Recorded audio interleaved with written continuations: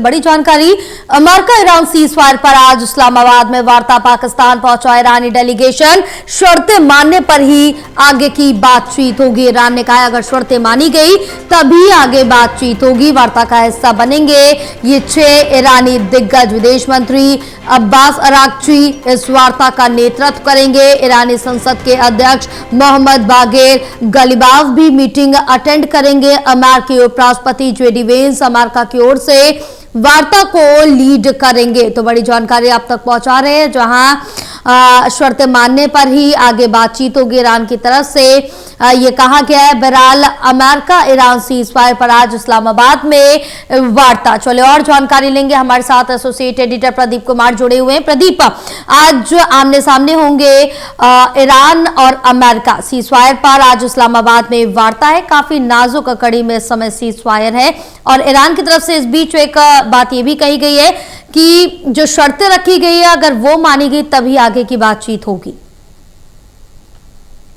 देखिए जया, ये आमने सामने की बातचीत होगी या नहीं इसको लेकर सस्पेंस है, लेकिन डिप्लोमेसी में कई दौर ऐसे आते हैं जब बातचीत को लेकर मेज पर आने से पहले जो पावर टसल चलता है, यानी एक दूसरे पर दबाव बनाया जाता है उनकी शर्तों को लेकर, जिस पर बातचीत का मुद्दा एजेंडा तय होना है और मध्यस्थता कर रहे देश पर यह सबसे बड़ी जिम्मेदारी होती है कि वो दोनों पक्षों के बीच एक संतुलन बनाकर यहाँ पर बातचीत को सही मुकाम तक ले जाए, बिना किसी पक्षपात के, बिना किसी दबाव के। तो ये जरूर परखना चाहेगा ईरान, जो उनका डेलीगेशन पहुंचा है इस बातचीत के लिए। अब्बास अराक्ची जो कि विदेश मंत्री हैं, ईरानी संसद के जो प्रमुख हैं, वो भी इस बातचीत में हिस्सा ले रही हैं। जो डेलीगेशन है ईरान की तरफ से 6 हैं, इसके अलावा अमेरिका की तरफ से 4 और पाकिस्तान की तरफ से भी 4 प्रतिनिधि इस वार्ता में परोक्ष रूप से शामिल इसलिए क्योंकि ये बताया जा रहा है, जो सूत्र जानकारी दे रहे हैं कि ये जो एक ही होटल में ये ठहरे हैं डेलीगेशन, लेकिन जो मध्यस्थता कर रहा देश है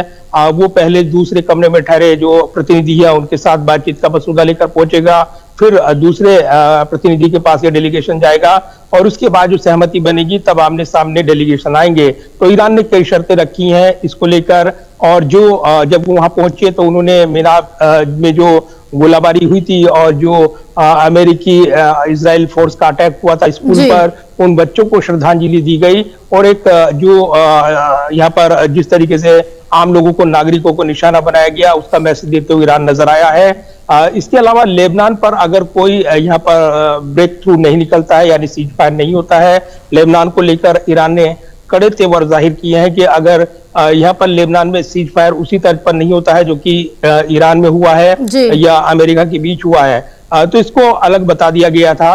तो कहीं ना कहीं ये भी सबसे बड़ा पेंच फंस सकता है, ये कहा जा रहा है। तो फिलहाल जो यहाँ पर मीटिंग है ये काफी महत्वपूर्ण रहने वाली है और कहीं ना कहीं एक शांति वार्ता की मेज पर जब आमने सामने की बातचीत आने वाले इस पर अगर सहमति बनती है तो आमने सामने बैठकर बातचीत अगले दौर में देखने को मिल सकती है। फिलहाल तो जो मध्यस्थता कर रहा देश है यानी पाकिस्तान, इसमें क्या भूमिका उसकी रहेगी और किस तरीके से इसको वो यहाँ पर शांति वार्ता की मेज तक पहुंचाएगा, बड़े सवाल है। क्योंकि अब तक आतंक का सबसे बड़ा स्पॉन्सर रहा पाकिस्तान, एक नई भूमिका में अलग वजह से दिखाई दे रहा है ये कहा जा रहा है, और इसीलिए इस वार्ता की कामयाबी को लेकर जबकि ये ईरान को लगता है कि कहीं ना कहीं अमेरिकी दबाव पाकिस्तान पर ज्यादा रहेगा और इसलिए अपनी बात मनवाने के लिए अपने जो 10 सूत्री उन्होंने एजेंडे दिए है उस पर बातचीत करने के लिए वो तभी तैयार होंगे जब उस पर उनको ब्रेक थ्रू मिलेगा या उनकी सुरक्षा की गारंटी मिलेगी, भविष्य में उन पर हमले नहीं होंगे। ये तमाम ऐसे पहलू हैं जो इस वार्ता से जुड़े हैं और इसकी कामयाबी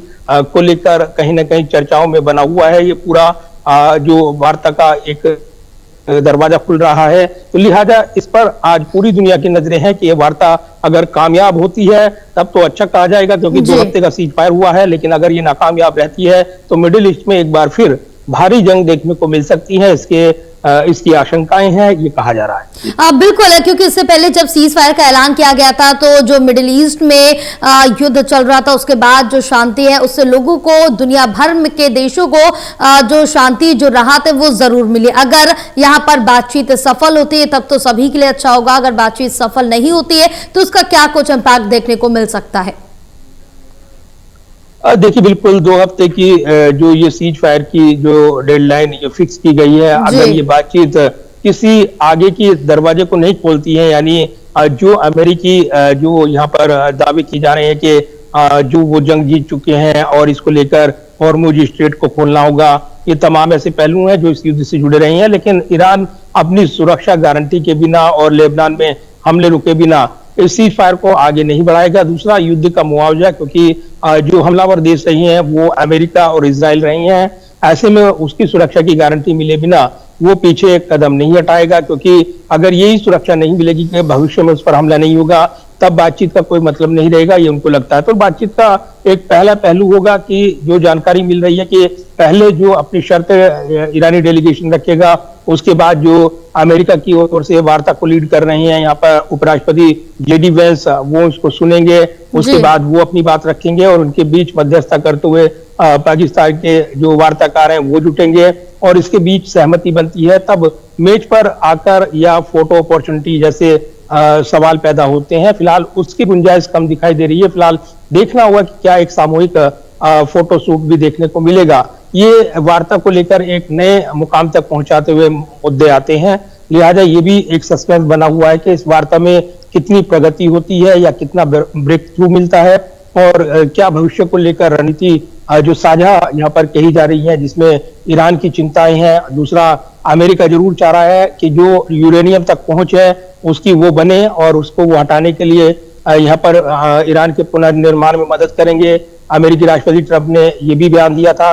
तो ये बड़े बड़े बयान देखने को मिले हैं, लेकिन ईरान के तेल पर कब्जे को लेकर भी ट्रंप ने बयान दिया था।